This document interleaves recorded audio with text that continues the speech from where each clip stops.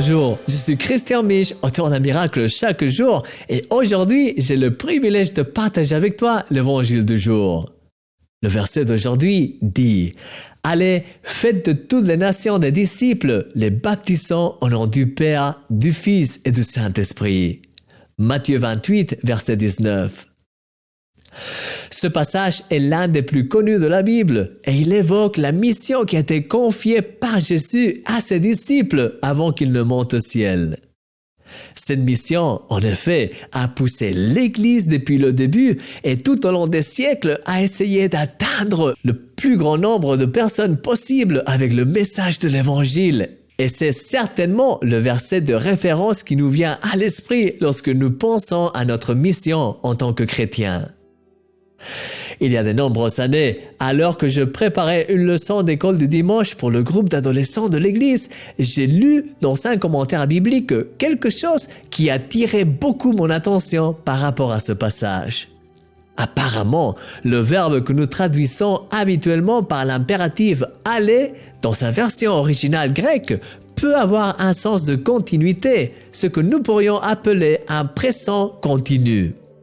Ce que disait ce commentaire, c'est que nous pourrions traduire le texte de cette manière. « Pendant que tu vas, fais de toutes les nations des disciples. » C'est comme si Jésus nous disait « Hey, pendant que tu es en chemin et que tu accomplis toutes les choses que tu as à faire dans ta vie quotidienne, profite-en pour faire des disciples là où tu te trouves. » Waouh, cette approche est si puissante!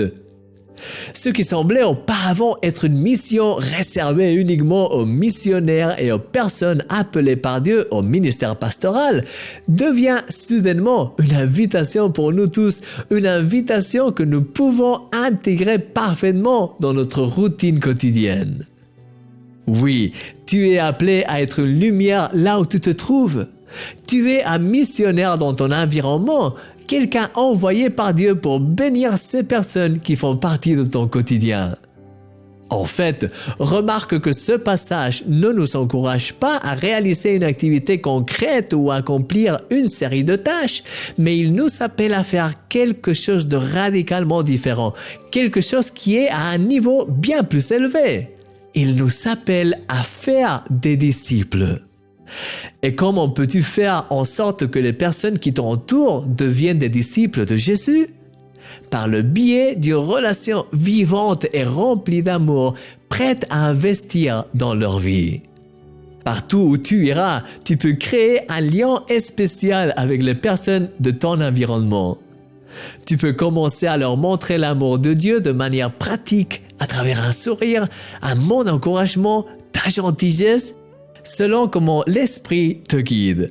Et dans ce processus, le Seigneur te donnera des occasions de partager ton témoignage, de prier pour elles et de toucher leur cœur. Ta relation avec elles deviendra la plateforme à travers laquelle elles pourront être touchées par Dieu, faire une rencontre avec lui et être guidées dans leurs premiers pas en tant qu'enfants de Dieu. Et tu as le privilège de faire partie de ce processus si précieux de transformation. N'est-ce pas passionnant?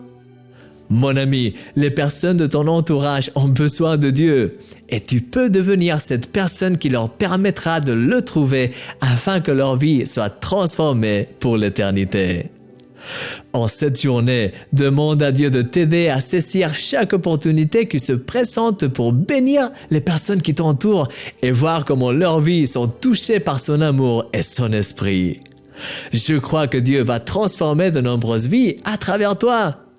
Ne l'oublie jamais, tu es un miracle. Ton ami, Christian Mich.